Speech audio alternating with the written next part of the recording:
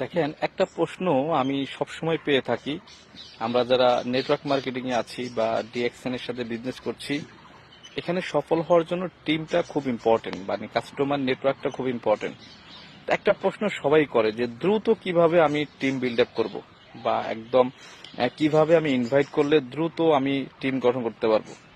দেখেন, আমি একটা পরামর্শ দিই যে ইনভাইট করার আগে, কোনো ব্যক্তিকে আপনার বিজনেসে আমন্ত্রণ করার আগে আপনি ভালোভাবে পরিষ্কারভাবে জেনে নিন আপনি কি কি কারণে ডিএকশন করছেন, বা ডিএকশন বিজনেসটা কেন আপনার ভালো লাগে, বা আপনি কোন কারণের উপরে, কোন বেসমেন্টের উপরে সিদ্ধান্ত নিয়ে আপনি বিজনেসটা করছেন, বা আপনি যেই যেই কারণে ডিএকশন বিজনেসটা করছেন, যেই কয়টা পয়েন্ট আপনার ভালো লাগে, সেম ওই কয়টা ভালো লাগার কারণ আপনি নির্দ্বিধায় নিঃসংকোচে আপনি শেয়ার করতে থাকেন।